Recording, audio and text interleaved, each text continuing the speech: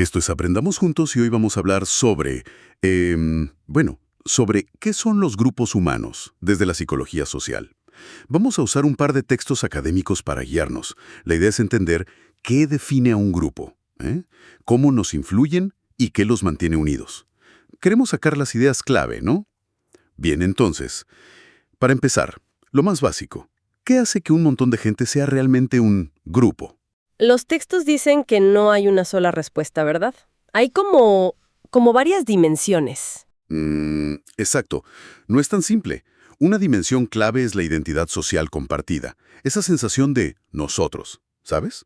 Como en el ejemplo esa de los amigos con las pulseras. Sentir que perteneces. Claro, el somos parte de esto. Justo. Y esa identidad, fíjate, no es algo menor, ¿eh? De verdad moldea cómo vemos las cosas y cómo actuamos. Luego está la interdependencia. Eso es fundamental. Interdependencia. O sea, ¿que nos necesitamos mutuamente? Entiendo. No es solo estar ahí juntos, sino que dependemos unos de otros para algo. Y la tercera pata de esto sería la estructura social, ¿cierto? Cierto. Esa red de roles, las normas que surgen, el estatus de cada quien, como en el ejemplo de los amigos.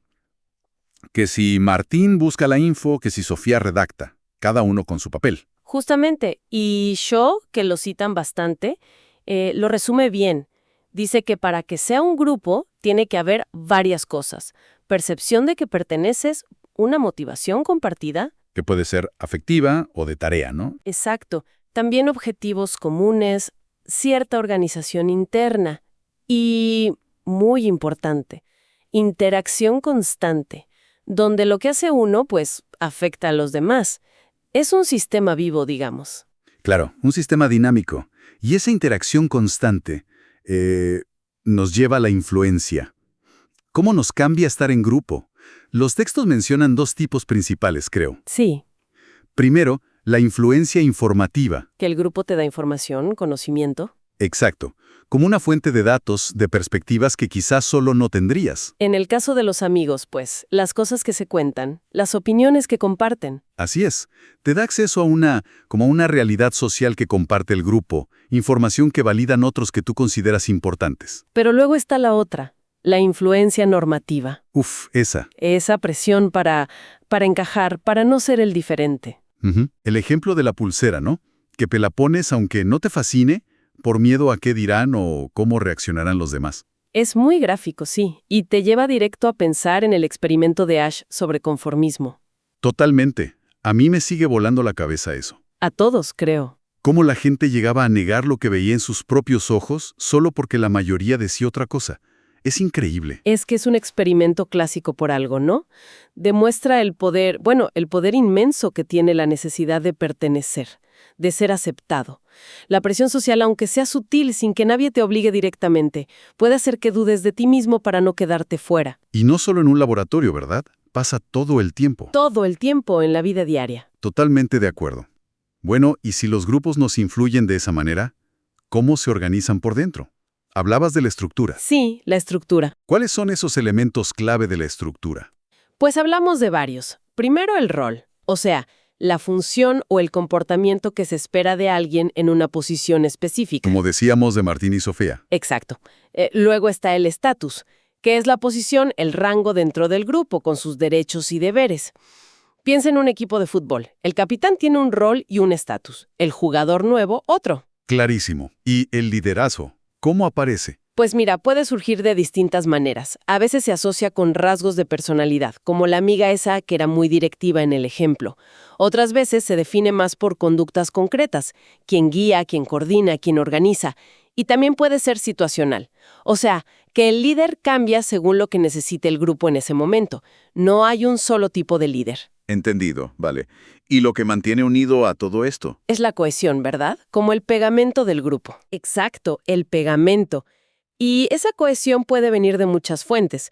Puede ser la atracción entre los miembros, que se caigan bien, o que les gusten las actividades que hacen juntos. ¿O el compromiso con las metas? También, el prestigio que te da pertenecer a ese grupo, o hasta las recompensas que obtienes por ser parte. Y aquí entra algo que mencionan los textos que me pareció fascinante.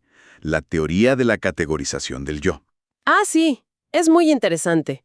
Sugiere que el simple hecho de categorizarnos como miembros de un grupo, de pensar en nosotros, eso ya genera cohesión. Ujú. Y no solo cohesión, sino también favoritismo hacia nuestro propio grupo, así de automático. Pues en gran medida sí. Fíjate que identificarte con tu endogrupo, con los nuestros, activa mecanismos psicológicos.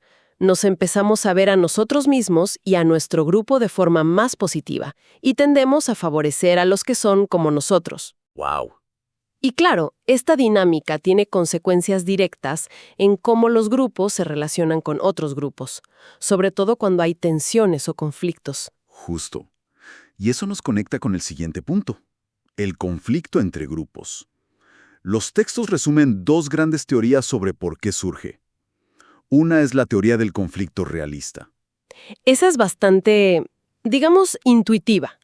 Básicamente dice que el conflicto aparece cuando hay una competencia real. Competencia por recursos que son escasos o porque las metas de los grupos son incompatibles. Si dos equipos quieren el mismo trofeo y solo hay uno, pues ahí tienes una base objetiva para la bronca. Es una lucha por algo tangible. Tiene lógica. Pero la otra teoría, la de la identidad social, esa me pareció quizá más, no sé, sorprendente. La de Tachfeld y Turner. Sí.